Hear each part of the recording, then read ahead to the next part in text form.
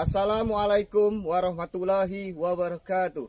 Salam guru penggerak. Perkenalkan, saya Dedi Setiawan, calon guru penggerak Angkatan 11 dari Kabupaten Ogan Ilir. Saya akan menunjukkan video aksi nyata saya dalam memberikan diseminasi tentang budaya positif di lingkungan sekolah SLB Negeri Ogan Ilir.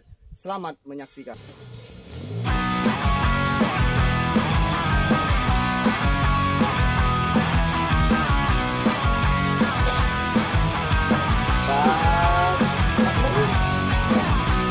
Indonesia tanah airku, satu menjaga negeriku. Pancasila dasar negara, Bhinneka Tunggal Ika.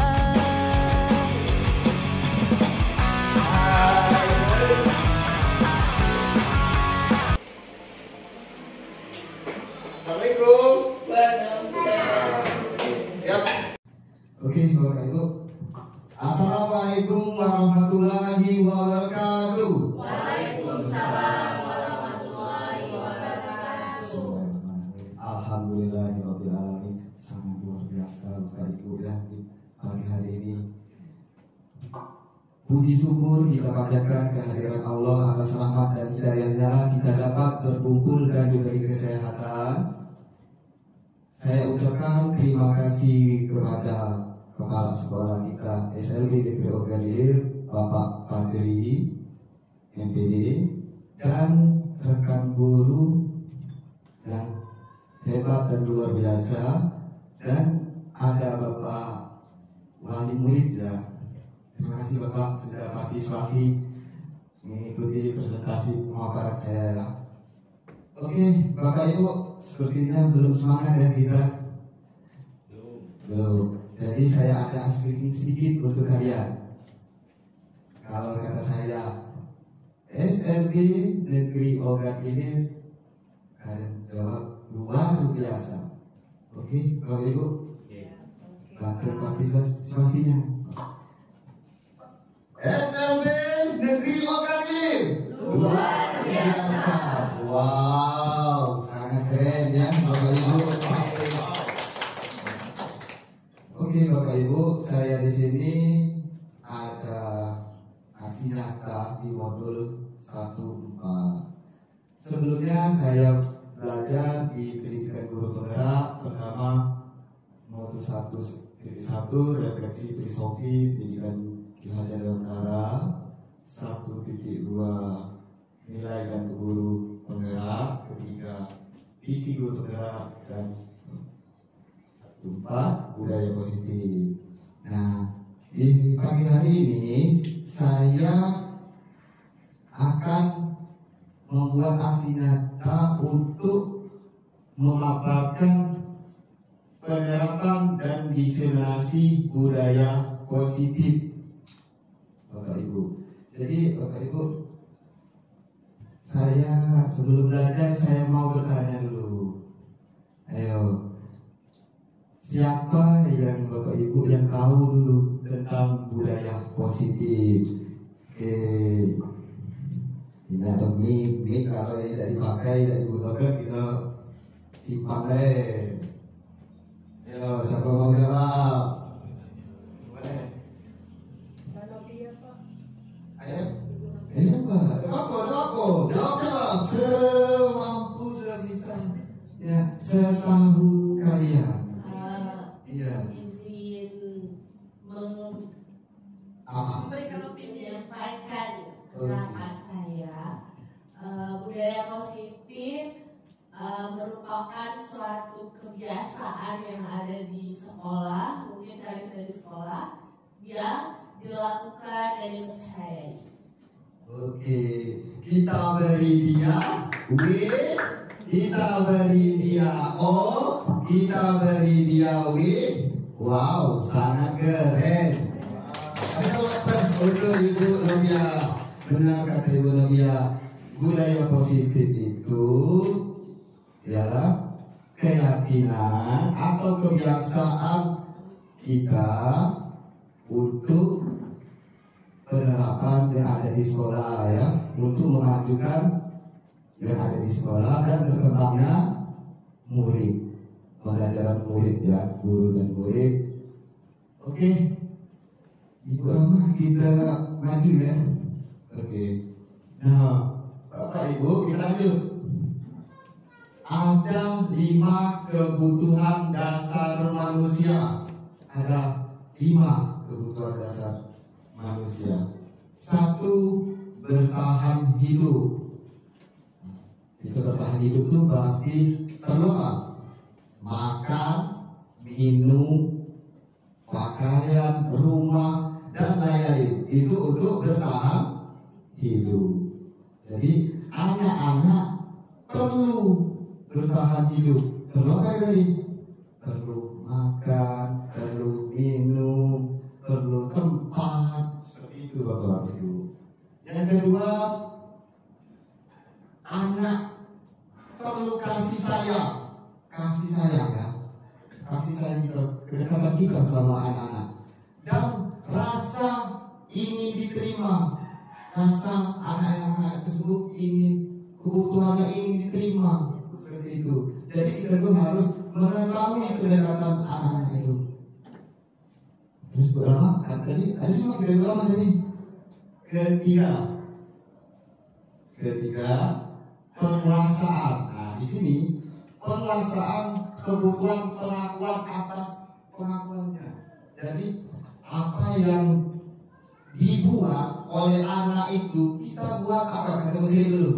Kita buat reward boleh. Kita kasih plus boleh. Jadi pengakuan untuk anak itu, wow hebat seperti kita bilang tadi nah. Wow keren Miko memang nah. Seperti itu ya Bapak Ibu. Yang keempat, kebebasan. Nah, keempat ini kebebasan. Anak-anak perlu kebebasan. Jadi kita itu bukan disimpan. Maaf ya Bapak Ibu. Bapak Ibu itu Bapak ya. Jadi anak-anak kita itu jangan disimpan. Anak-anak itu perlu kebebasan, tapi kita bukan berarti nak dilepasin ke pengawasan dari orang tua atau guru. Mereka diberi kebebasan, kemandirian, otonomi, memiliki pilihan dan mampu mengendalikan arah hidup seseorang. Anak-anak kebutuhan kebebasan yang tinggi menginginkan pilihan. Mereka perlu banyak bergerak, suka mencoba, tidak terlalu terpengaruh orang lain, dan senang mencoba hal dan menarik. Seperti itu Bapak. Oke, tidak apa. Terus dilanjut yang kelima. Yang kelima, kesenangan.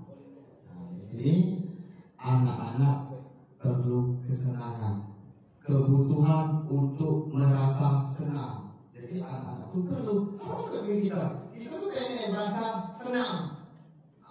Saya kepingin punya ini, saya pengen seperti ini, saya punya cita-cita, saya punya angan-angan, saya punya impian. Nah, seperti itu kalian. Jadi ada kesenangan tersendiri ya. Kalau kesenangan tersendiri itu gimana? Bisa diungkapkan dari dalam hati atau omongan ya. Kebutuhan akan kesenangan adalah kebutuhan untuk mencari kesenangan, bermain, tertawa, berkumpul, ya, kebersamaan itu indah. Nah, seperti itu. Nah, saya tidak ada di sini ya. Oke lanjut. Pokoknya agak susah, kita bertanya. Pokoknya kita sisi ada pertanyaan. Jadi Bu Rama diterima, kita bantu sama-sama. Itu pembelajaran saya di pendidikan guru penggerak. Jadi kita tuh ada tadi 5 kebutuhan manusia. Pertama tadi sudah saya sebutkan, boleh bertanya seperti apa itu. Yang kedua 5 kontrol untuk kita sebagai guru kepada murid. Boleh pakai penghukum, tapi kalau penghukum itu terlalu tinggi ya. Itu sebenarnya itu kalau sekarang anak-anak mereka, guru-guru mereka ya. Jadi anak-anak itu dari kebebasan. Oke, Ibu. Nah, itu. permisi ya. Ya, jangan main HP we.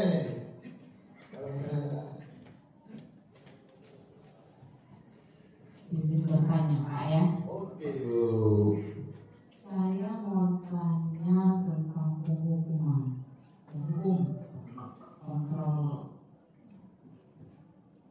kontrol manusia. Bapak bilang tadi kalau menghukum anak sekarang jangan terlalu berat. Nah, pertanyaan saya, seandainya ada anak berkebutuhan khusus atau anak pada umumnya, nah dia sudah melampaui batas maksimal kita, sudah tidak bisa ditolerir lah. Misalnya dia melakukan kesalahan yang menurut kita harus kita tekankan, harus kita cegah, jangan sampai terjadi lagi. Nah, bentuk penghukuman apa yang sebaiknya kita seorang guru berikan kepada anak itu? Ya, seperti itu Pak. Terima kasih Pak. Terima kasih Bu Dedi. Oh ya, datang di situ ya. Nanti ada yang oke. Kalau yang tadi baik, bisa saya jawab. Oke. Jadi kalau ada siswa yang kelewatan ya Bu, yang hiper, gimana kita cara menghukum yang baik untuk anak tersebut melupa ya. Nah, di sini Bu kita sudah belajar, kita sudah mau budaya positif. Jadi kita itu nilai-nilai dan keyakinan dan kebiasaan mereka yang kita ubah. Memang kita di reguler dengan di SMP ini berbeda ya. Berbeda cara pembelajaran di sini. Siapa yang sudah pernah pengalaman di reguler? Oke Ibu, yang di reguler belum tahu di SMP ya. Nah, saya bagi cerita ya. Saya pernah ngajar di SD sudah pernah, ngajar di SMP sudah pernah, di SMA juga pernah. Jadi saya mengalami anak-anak nakal ya, anak-anak lebih. Jadi di SD dulu kelas 4, kelas 5 itu anak-anak itu 17 sampai 18 saya datanya tidak bisa membaca. Nah, saya pertama kali itu tahun 2009 di SD Muhammadiyah 11, 17 atau 18 saya lupa. Itu yang tidak bisa membaca. Saya terkejut, kok sampai 17? Ternyata pas belajar, wow, nakal terakhir. Nah itu saya di sekolah itu, apalagi daerah yang lain dengan kalau kita yang di swasta, di kota lebih lebih merangkul, lebih terus latar belakang murid itu rata-rata sama baik lah seperti itu. Kalau daerah kita tidak tahu latar belakang mereka, atau anak sini, anak itu, kita jadi untuk mengetahui itu kita ketahui latar belakang mereka. Jadi saya merasa tuh gimana saya mau ngajar ini, mau ngajar lanjut ke KKSP, sedangkan anak-anak itu kan bisa membaca. Terus jahil, ada yang mau cewek, ada yang main jahil, tarik baju, tarik tas, tidak di kelas saya, di kelas lain. Nah, itu anak-anak SD. Jadi saya cara menghukumnya dulu ya, kalau menghukumnya yang nakal tahu di sini posisi, di sini. Jadi Bapak Ibu, kalau menghukum tuh bukan berarti kita melakukan kekerasan. Saya nyesal Bapak Ibu. Dan saya nyesal. Saya dikenal sampai saat ini guru di Pak Dedi Bengis. Sampai saat ini saya dikenal Pak Dedi Bengis. Tapi Pak Dedi hebat, luar biasa. Banyak anaknya yang megang juara berhasil. Tapi Bengis. Kata Bengis itu yang saya dalam makna ya, Bengis. Nah, setelah saya pindah SMP, wow, lain lagi. Anak-anak itu di SMP dia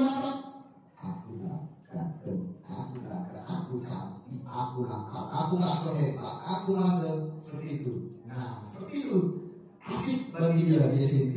Pas di SMA, lain lagi. Pas di SMA, saya pernah ini, saya SMA, dia cuek.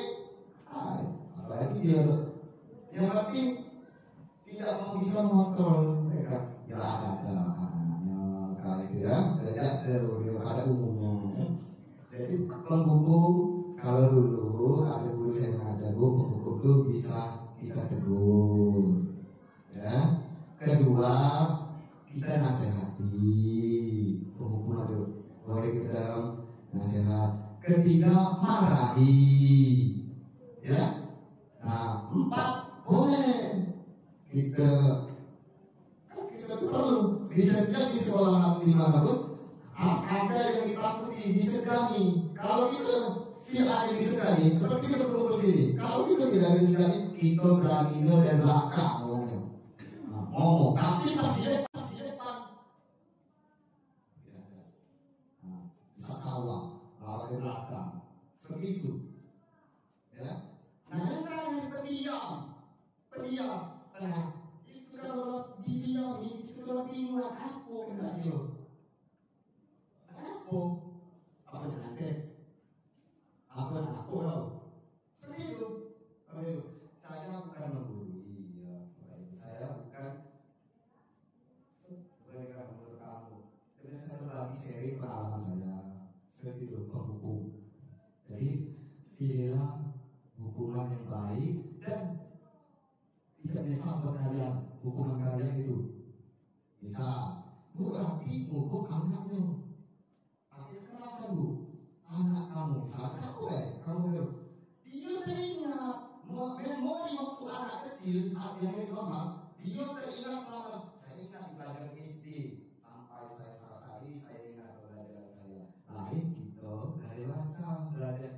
Waktu SD mengukir di atas batu, di waktu dewasa mengukir di atas air hangat, pas tua mengukir di atas air tergenang. Kalau tuh kan, seperti itu. Maaf Bapak Ibu, itu sharingan saya. Oke, kalau boleh dipahami, boleh. Bapak Ibu kira-kira yang memahami boleh dibantu. Ada Bu, gimana Bu Dewi? Kira-kira? Itu dia, terima kasih. Lanjut, kita masih banyak yang ini ya. Bebas. Nah ini Bu, restitusi ialah sebuah cara menanamkan disiplin positif pada murid. Pengertian restitusi, di sini ada pengertian yang berbeda. Restitusi adalah proses menciptakan kondisi bagi murid untuk memperbaiki kesalahan mereka sehingga mereka bisa kembali pada kelompok mereka dengan karakter yang lebih kuat. Jadi yang kedua, restitusi juga adalah proses kolaboratif atau kerjasama yang mengajarkan murid untuk mencari solusi untuk masalah dan membantu murid berpikir tentang orang seperti apa yang mereka inginkan dan bagaimana mereka harus memperlakukan orang lain. Jadi pada intinya restitusi itu proses menciptakan kondisi yang baik bagi murid. Oke Bu, lanjut ya. Nah di sini banyak yang ada restitusi. Yang berarti kita tahu dulu tadi restitusi tadi apa? Proses menciptakan kondisi bagi murid. Nah kali ini adalah restitusi adalah proses menciptakan kondisi bagi murid untuk memperbaiki kesalahan mereka. Proses untuk memperbaiki kesalahan mereka. Itu proses untuk memperbaiki akan tertanam pada diri murid. Maka dimanapun mereka berada tidak akan mudah terpengaruh kepada hal-hal negatif yang ada di lingkungan di mana mereka tinggal dan bergaul dalam kehidupan sehari-hari. Suasana positif yang bisa dikembangkan. Ya. Jadi Bapak Ibu terus itu Bapak murid ya. Jadi keluarga sangat berpengaruh terhadap anak, ya keluarga. Jadi pembelajaran juga kepada orang tua itu sangat berpengaruh. Terus lingkungan juga berpengaruh terhadap anak. Jadi kalau kita anak bergaul dengan negatif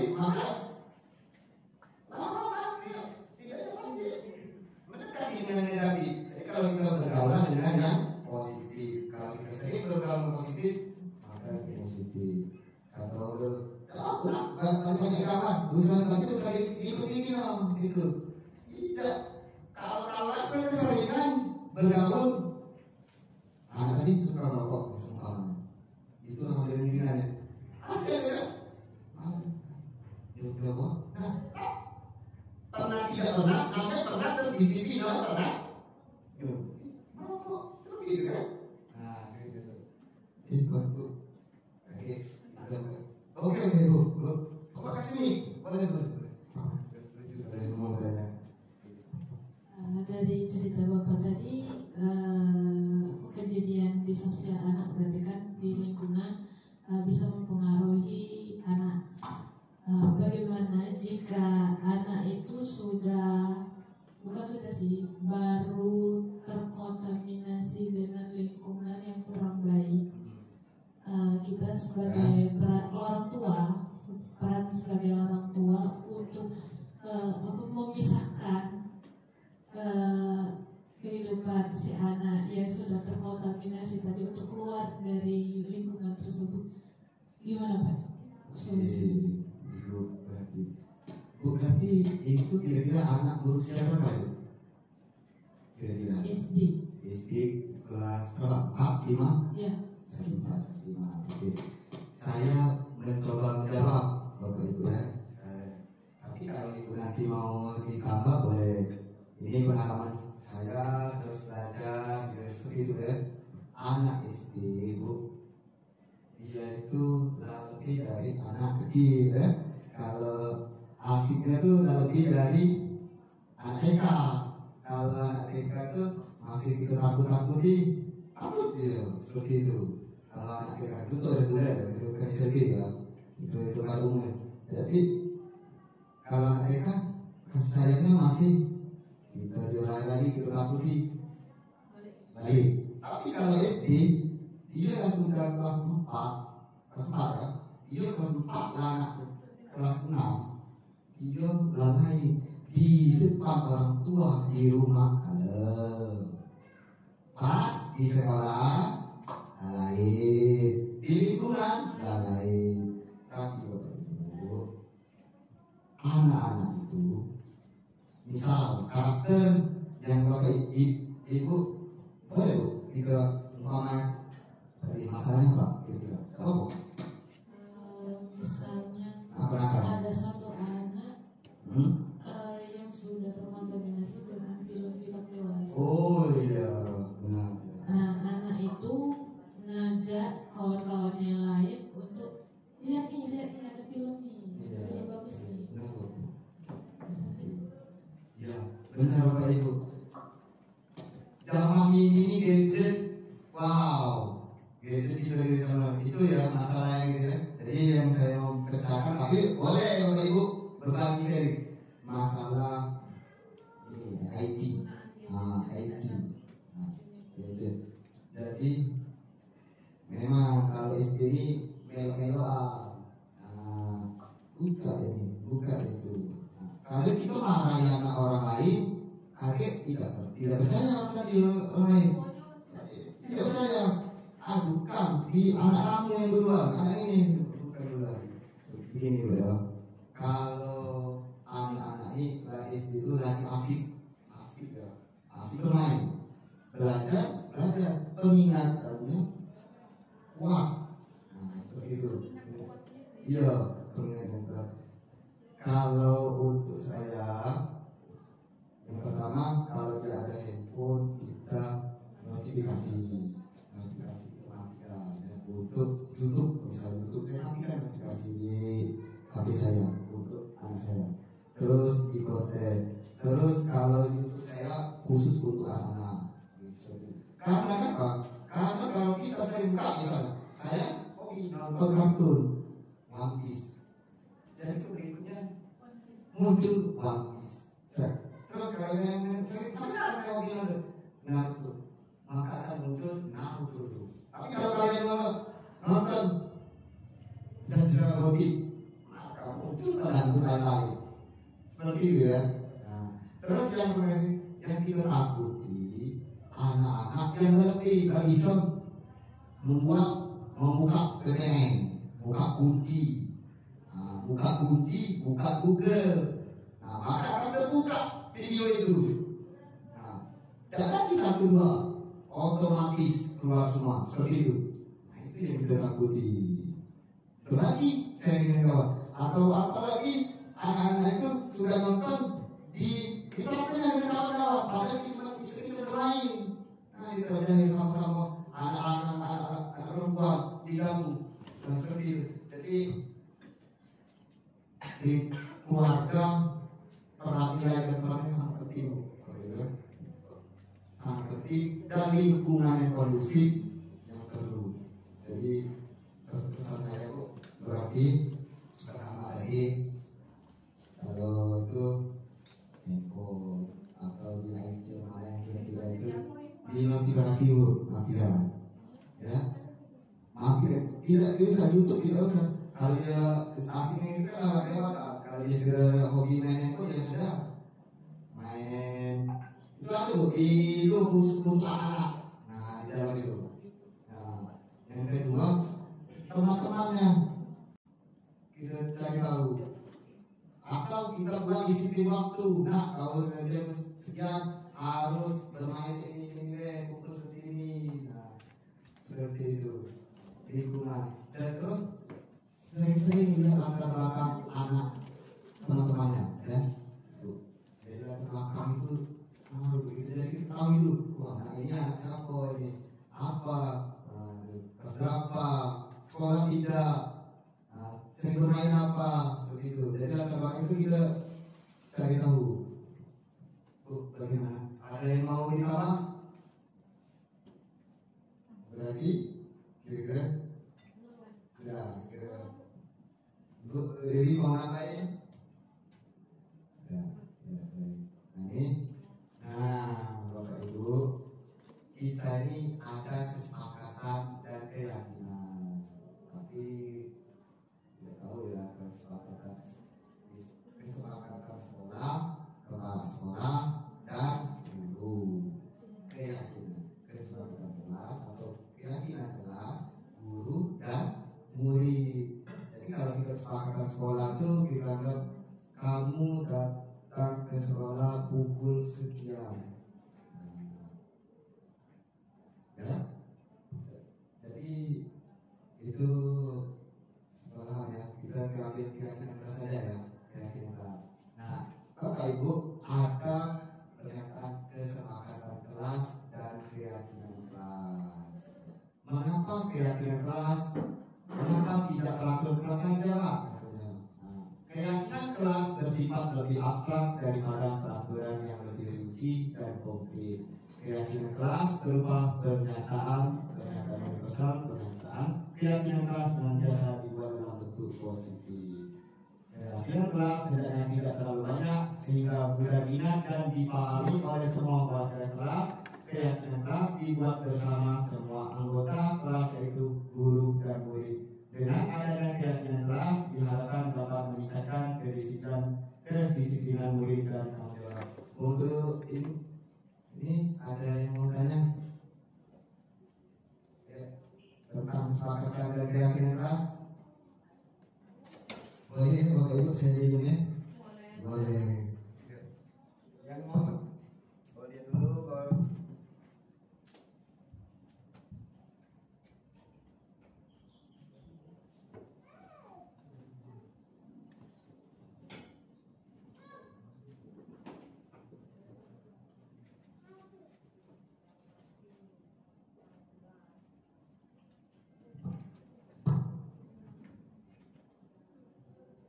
Assalamualaikum warahmatullahi wabarakatuh.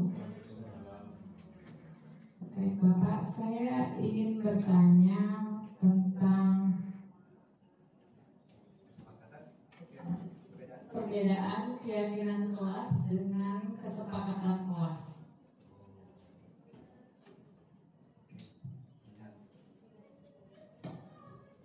tuh ternyata orang yang bertanya diri saya sendiri, ya.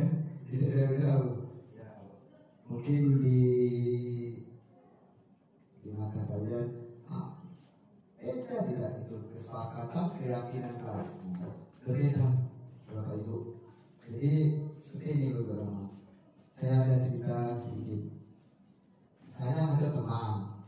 dalam mobil, ya. Nah, seperti dalam mobil. Kita kan ada kesepakatan, peraturan yang harus ditaati. Kalian harus pakai sabuk pengaman. Kalau tidak pakai sabuk pengaman, maka ditilang polisi. Terus dibenarkan, berapa? Nah, keyakinan yang ada di dalam mobil apa? Ada beberapa kawan, katanya Pak Edi pakai sabuk pengaman. Tidak ada lampu merah, kan tidak ada PC.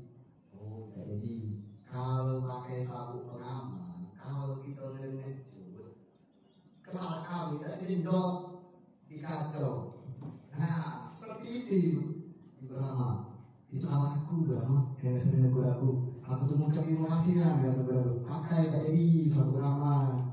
Nah, itulah namanya keyakinan. Keyakinan itu ialah nilai-nilai kebaikan yang harus diyakini, ditaati seperti itu. Nah, sudah disepakati. Nah, kalau kita kesepakatan tadi, ialah hanya menaati peraturan seperti ini. Kita ke sekolah jam 8 masuk. Itu kan sudah kesepakatan dari dulu. Pulang jam berapa? 12. Nah, kalau keyakinan malu lah seperti itu. Malu dengan siapa kita dulu? Murid. Nah, seperti itu. Malu dengan siapa lagi? Wali murid. Nah, kasihan ini gimana? Karena jarak tempuh wali murid antar anaknya hanya belajar sekian.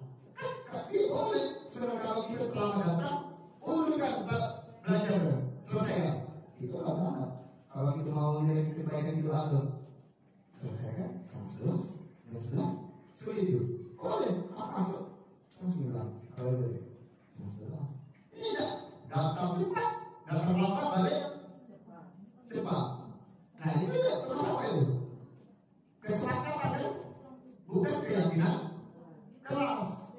Jadi keyakinan kelas itu nilai-nilai yang ada yang baik pada diri kita untuk di sekitar kita akan terpenuhi. Nah seperti itu. Sabuk pengaman. Ya tidak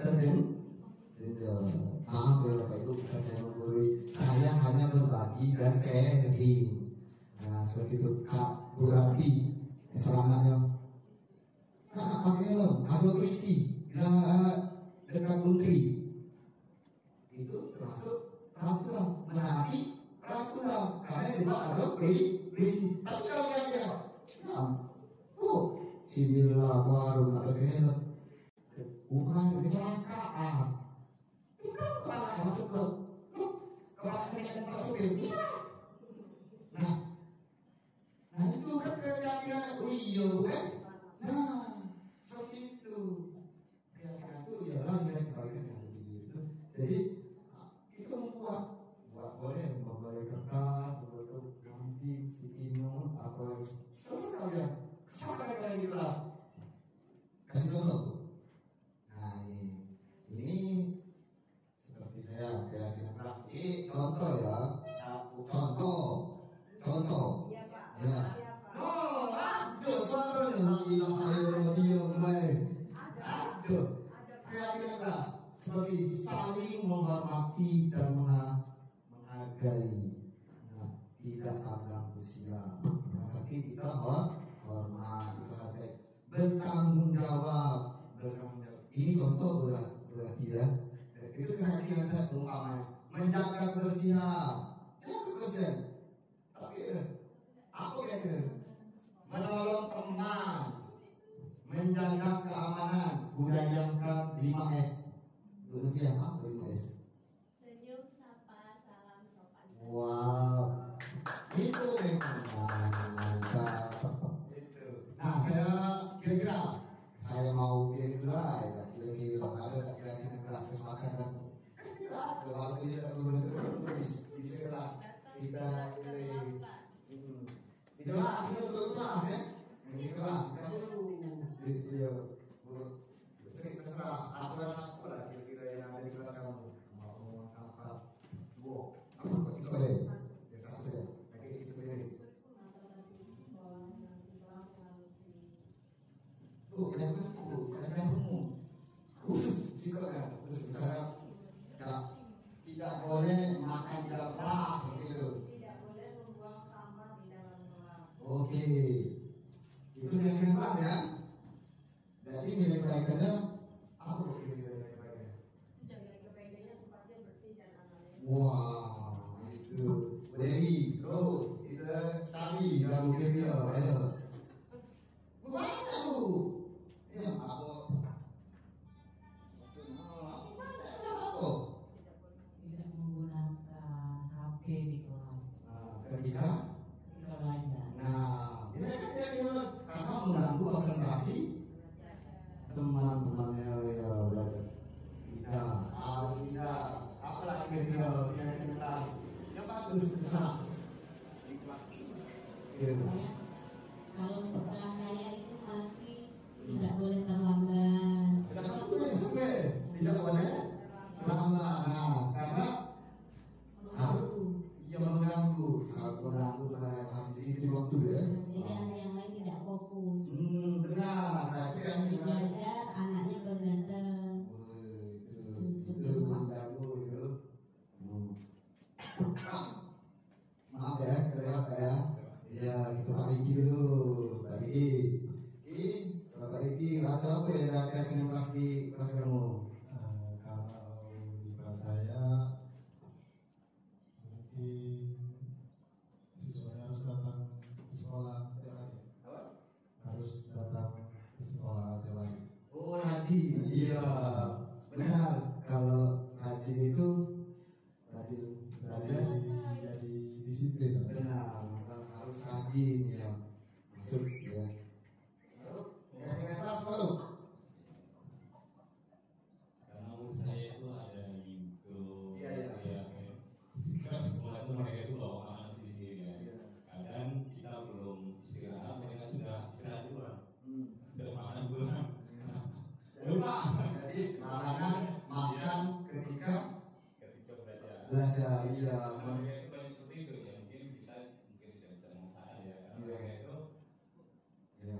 kadang Latar belakang kita ya. belajar ngasih ini aja mereka sedang ngasih juga belajar yang lain gitu ya. Oke, siap-siap berarti. Jadi Jadi itu tadi mereka laki kelas dilarang membawa makanan. kalau membawa makanan benar tidak boleh ya. Tapi jangan makan ya. Ya jangan makan waktu mau belajar. Iya, benar Pak. Ya, karena mengganggu konsentrasi. Durasi apa yang di kelas kamu? Angkat 5S. Rupiah apa 5S?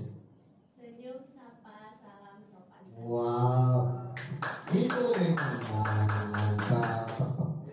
Nah, kira-kira saya mau kira-kira ya, kira-kira ada tak kira-kira kelas kesepakatan? Kira-kira, walaupun dia tak tulis di sekolah kita di kelas itu untuk kelas ya, di kelas iya, terserah aturan apa lah kira-kira yang ada di kelas kamu. Mau apa? Dua, apa kok sore? Ya satu ya, kayak gitu ya. Tuh, yang umum, khusus sikapnya, khusus misalnya, kalau tidak boleh makan di dalam kelas, gitu. Tidak boleh membuang sampah di dalam kelas. Oke, itu yang kelas ya. Jadi nilai kebaikannya apa kok nilai kebaikannya? Jaga kebaikannya tempatnya bersih dan aman. Wah, itu Dewi, terus itu tadi udah mungkin dia, ayo. Banyak lu, ya apa? Tidak menggunakan HP di kelas. Ketika belajar. nah, ini kan dia lulus karena mengganggu konsentrasi teman-temannya ya belajar. Tidak, apalagi kira-kira yang kelas yang bagus kesana di kelas. Kalau untuk kelas saya itu masih tidak boleh terlambat. Sampai tidak boleh terlambat. Nah, karena yang mengganggu, kalau mengganggu teman harus di situ waktu ya. Jadi anak yang lain tidak fokus. Benar. Nah, itu yang kita Belajar, anaknya baru datang. itu mengganggu itu. Maaf ya, kelewat ya. Ya, kita Pak Riki dulu, Pak Riki. Bapak Riki, ada apa yang akan kelas di kelas kamu? Kalau di kelas saya mungkin siswanya harus datang ke sekolah tiap hari. Harus datang ke sekolah tiap hari. Oh, rajin. Iya, benar. Kalau rajin itu rajin belajar, Jadi disiplin. benar. Harus rajin ya. Masuk ya. Yang kelas baru. Karena menurut saya itu ada juga Iya. kan sekolah itu mereka itu bawa makanan sendiri ya. Kadang kita belum istirahat, mereka sudah istirahat duluan. Sudah makanan duluan. Lupa. Jadi larangan makan ketika Ketika belajar. belajar. Iya. Mereka itu banyak seperti itu ya. Mungkin kita tidak bisa mengusaha ya. Karena Iya. mereka itu Iya. kadang Latar kita belakangnya. belajar ngasih ini aja mereka sedang ngasih udah belajar yang lain gitu ya. Oke, siap-siap berarti. Jadi Jadi itu tadi mereka kita kelas dilarang membawa kalau makanan. membawa makanan benar tidak boleh ya. Tapi jangan makan ya. Ya jangan makan waktu mau belajar gitu Iya, aja. benar Pak. Ya, karena mengganggu. Berarti relasi apa yang di kelas kamu? Saya mengajar di kelas 4. Keyakinan kelas yang kami buat yaitu menyelesaikan tugas tepat waktu dan juga tidak ribut selama proses pembelajaran. Iya, tidak boleh ribut, harus Terus fokus. fokus mengerjakan tugas dan tepat waktu. Iya benar Bu, tidak boleh ribut. Nah, berarti harus jawab sih kok ya terus anak sama juga boleh. Karena itu aku sepakat di kelas kali ya. Kira-kira Iya. itu.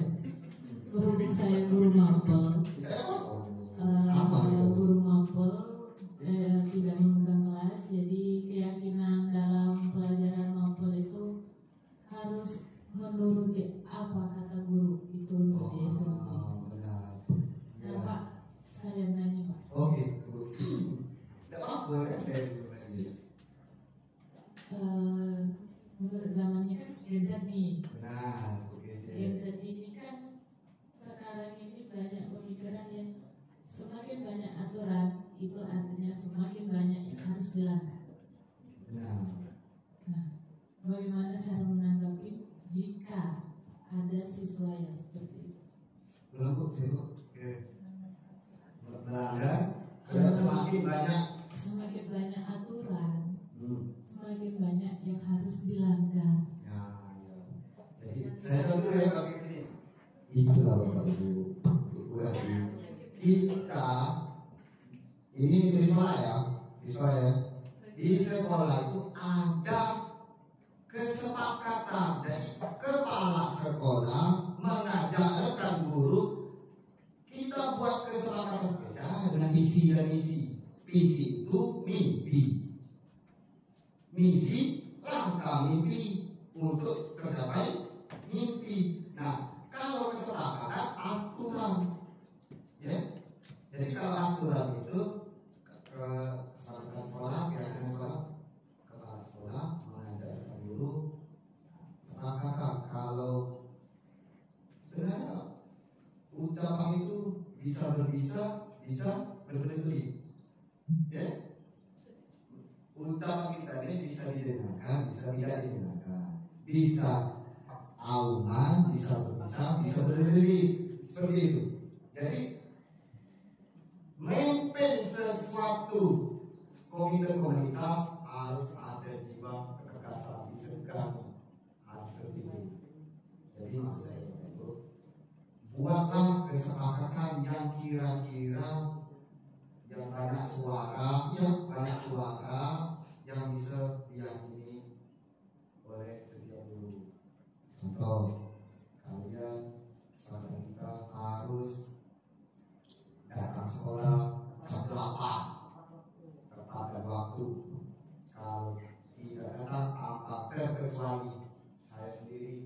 terkecuali.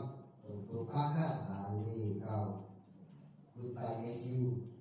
Sekarang asli. Benar gak? Iya. Jadi dari mindset seorang pemimpin mulailah dari diri orang itu sendiri.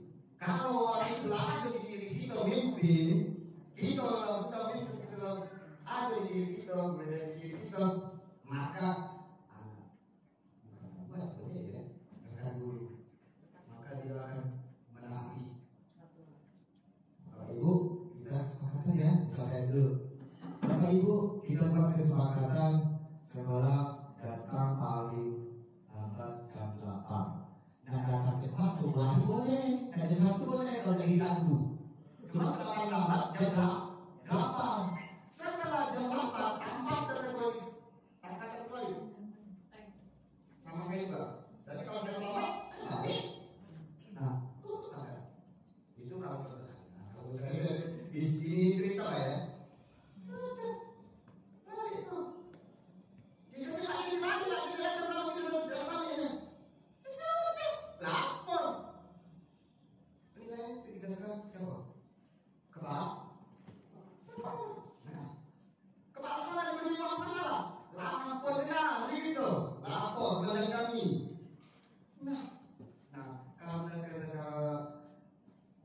Tidak ada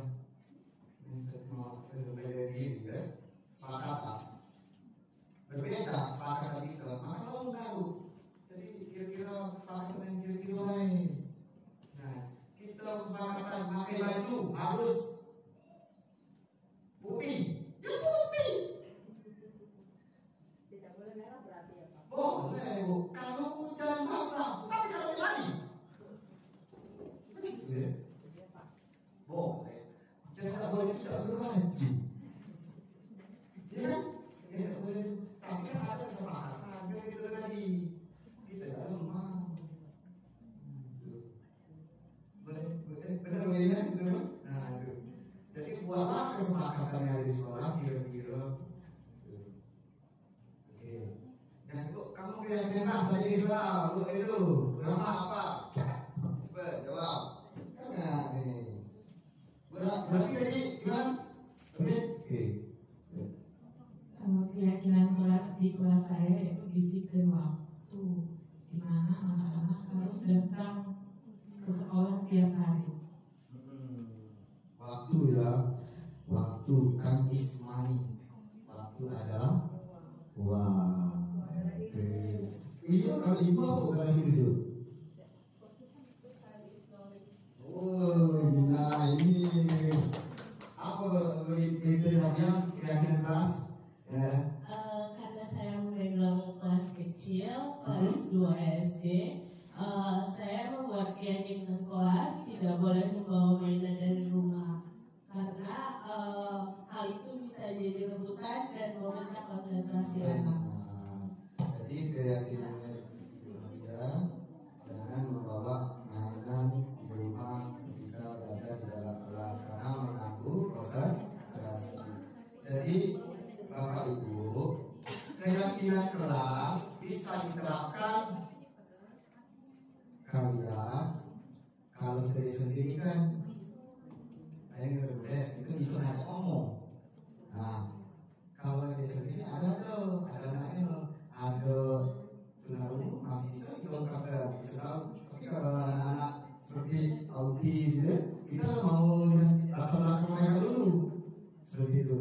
Tapi kalau autis dan itu biasa ya, kalau kita sudah biasa mengenal baik, maka seterusnya akan jadi lebih baik. Oke Bu, kita ubah yang ini ya, nanti belakang. Terima kasih ya.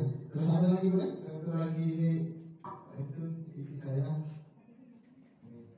Nah ini berbagi praktik baik. Ini yang saya buat kemarin laporan saya. Jadi saya berbagi praktik penerapan budaya positif di sekolah. Ini ada kata boleh saya sebutkan ini. Boleh kan? Setinggi apapun sekolahmu, sebanyak apapun gelar yang didapat, Jika tidak menghargai orang lain, meremehkan, merasa paling hebat, maka itu semua percuma. Itulah saudara saya.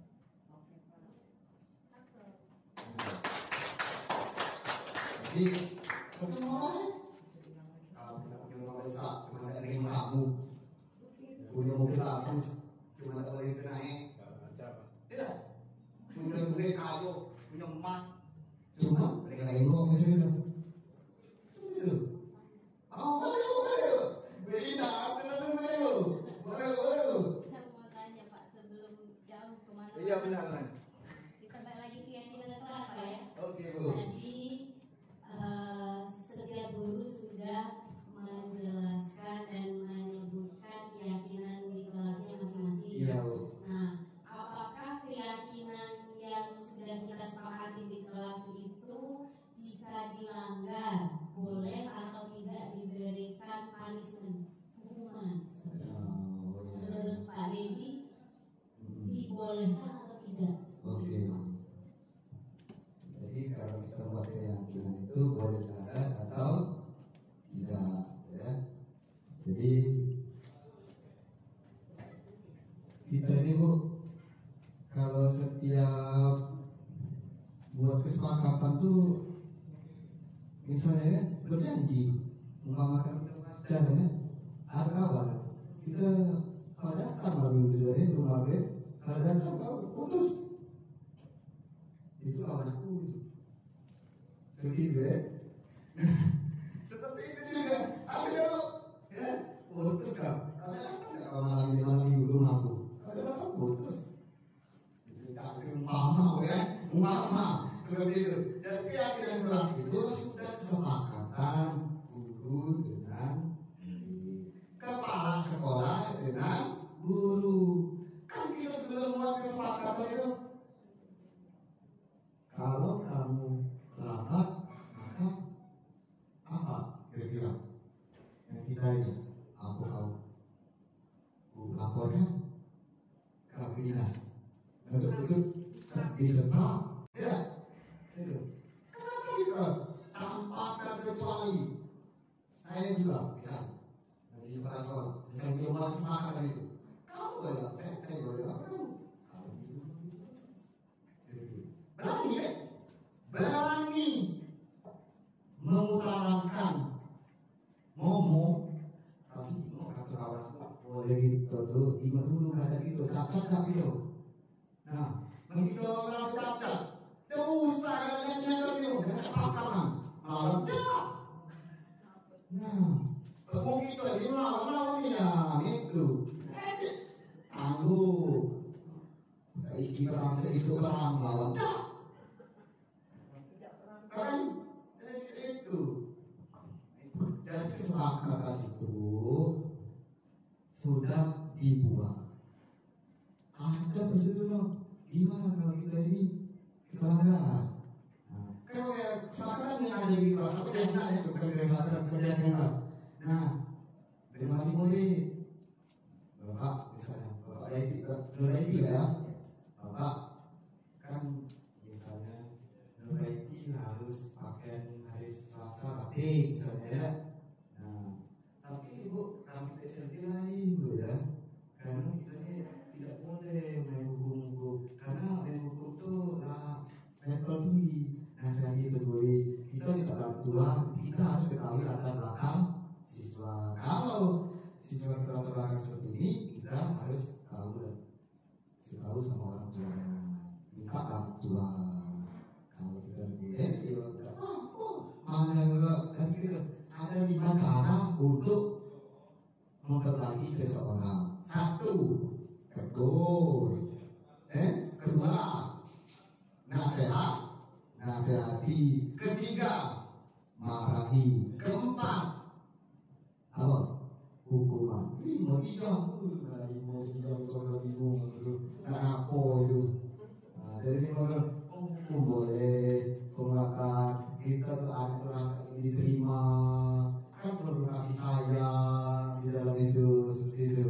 Jadi kesepakatan itu lah sudah kita buat itu pasti ada proses yang harus sebelumnya seperti itu.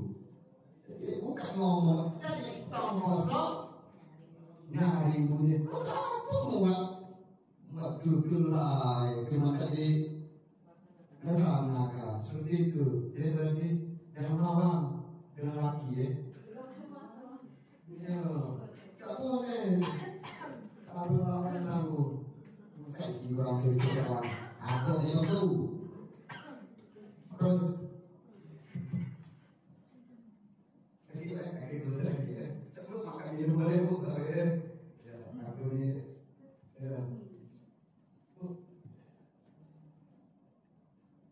Apa yang ini bu, yang bedanya baru kan? Ya, bilang.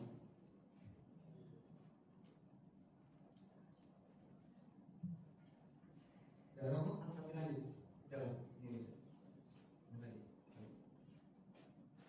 Nah ini ya, iya ini saya belum pipi. Nah ini lah bu, kalau kalian mau buat, boleh berupa sticky note, berupa banner, papan tulis di dalam kelas. Sebenarnya kayak kirim kelas ini tidak di kelas saya pak, bagi murid kan. Kalian kirim di rumah boleh, nah kalau boleh jadi. Tak boleh jadi apa yang kita larang, tapi dia laksanakan. Tapi keyakinan itu ada di diri kita, nilai kebaikan kita untuk murid, anak kita dengan orang tua seperti itu. Kalau sepatu lepas, kalau masuk rumah seperti itu. Pakaian digantung, nah, baju kotor diletakkan di baskom seperti itu. Nah, itu aturannya. Terus nah ini betul boleh. Nah, segitiga restitusi. Tapi kan proses itu dilakukan untuk menghadiri kesalahan. Segitiga restitusi adalah proses menciptakan sebuah kondisi bagi murid untuk memperbaiki kesalahan mereka sehingga mereka bisa kembali pada kelompok mereka dengan karakter yang lebih kuat. Nah, di sini ada 3 langkah dalam segitiga restitusi. 1, untuk memperbaiki kesalahan mereka. 1, menstabilkan identitas. 2, validasi tindakan yang salah, tidak menanyakan keyakinan. Misal contoh, menstabilkan identitas ini ada anak itu membuat kesalahan. Misalnya menenangkan, ikut di kantor. Nah, tapi dulu bos, jangan langsung melo baik, tambah api, jadi,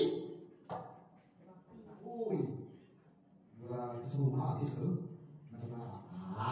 Kalau main tidak jangan banyak rumah seperti itu. 2, validasi dengan selalu sudah kita stabilkan. Kita jangan nunjuk dalam ruangan kamu kepakaran. Ya, bahkan ada lain. Itu namanya validasi tindakan yang salah. Aku tidak ngomong itu. Tidak apa, tapi kita itu hakui orang tua. Tidak boleh kita sakiti itu. Ada kata-kata karo ya. Jadi baru nanya. Tapi kesalahan kita yang kelas, yang sekolah. Oh ini. Oh iya ya.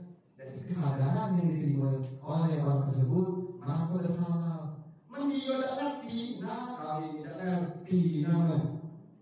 Itu kita ini guru dan ditiru. Kalau lawan di terminal, ya, guru dan ditiru itu bukan berarti kita mulai dari ngomong, dari pakaian, dari tindakan kita. Seperti itu, guru dan ditiru. Bukan sekedar ngomong aja. Nah, ini ada skenario yang telah saya buat kemarin. Praktik segitiga restitusi. Ketika saya sedang mengajar kelas 8 bukan umum, saya melihat salah satu siswa saya memakai masker. Ini video kasus ya, skenario. Saya pikir dia batuk dan tidak dikarenakan tidak biasanya memakai masker di dalam ruang kelas. Setelah saya dekati, ternyata siswa tersebut sedang makan kue. Sebut saja namanya Laudia. Terus, nah, ini anggaplah pertanyaan saya misalkan Laudia kenapa makan itu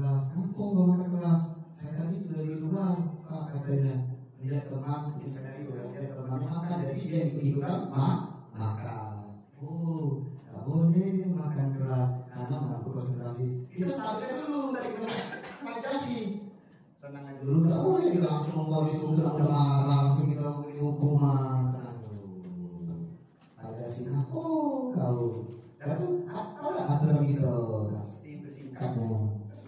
Nah, menstabilkan pelajaran juga. Dan kami sudah makan satu pelajaran apa dari saya. Nah, pelajaran sih tidak akan salah ya Bapak. Misalnya kamu tidak merasa senang makan di dalam kelas, karena kamu merasa senang, tetapi kamu tidak ingin bahwa apa yang kamu lakukan merugikan orang lain, murid yang lain merasa terganggu ketika melihat kamu makan sehingga tidak bisa konsentrasi saat mengikuti pelajaran di kelas. Ulama, nah ini kita sedang menanyakan kan saling dia, ya, minta maaf Pak, ya maaf dia tuh, ya tapi jangan ulang lagi kan, gitu ya, maaf kau. Terus. Nah ini, ada videonya, tonton Mama itu, sapu itu.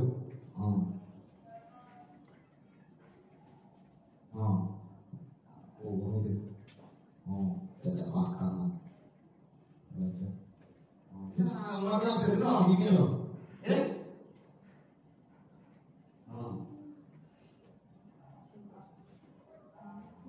Baca.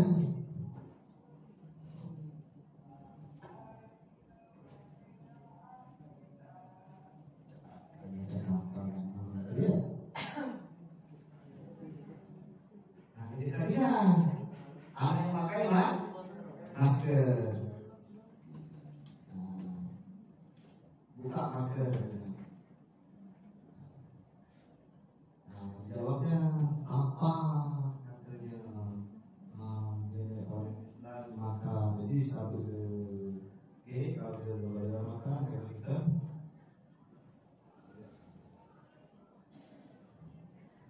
kamu ngerti, tidak ngerti tidak sama lain. Tapi kalau dia tidak ada dia.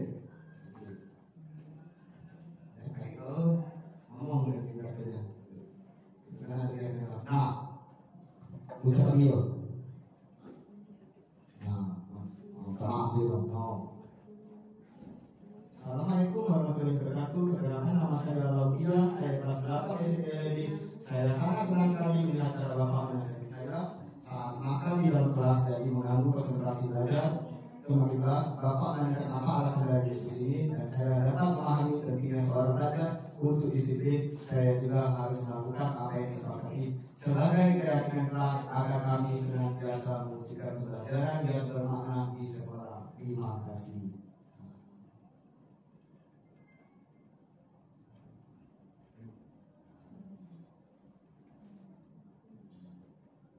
Itu ungkapan dia ya, ungkapan dia ini.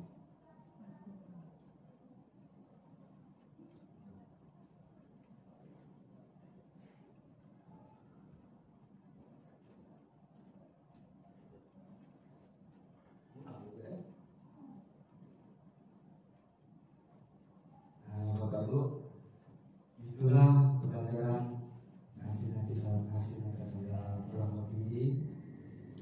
Mohon maaf. Jadi kalau Bapak Ibu ada usulan atau mau ditanyakan, boleh ada Bapak. Jadi saya mau nanya lagi berada, ya boleh sensor tidak berbaca itu. Nah kesimpulan, jadi apa yang disebut bahwa diskusi merupakan langkah yang dapat membantu murid menjadi lebih memiliki tujuan disiplin positif dan memulihkan dirinya setelah berbuat salah. Penanganan kasus yang dilakukan oleh guru dalam menggunakan pendekatan segitiga diskusi dapat diselesaikan dengan baik dan berpihak pada murid. Dalam penanganan tersebut diharapkan guru dapat memposisikan dirinya sebagai manajer dengan mengajukan pertanyaan-pertanyaan yang membuat murid menjadi mandiri, percaya diri dan bertanggung jawab. Oke? Habis? Ada yang mau tanya? Tidak ada lagi? Alhamdulillah. Jadi inilah presentasi aksi nyata saya di modul 1.4 budaya positif. Mohon maaf Bapak Ibu kalau saya ada kekurangan. Saya ucapkan terima kasih. Wassalamualaikum warahmatullahi wabarakatuh.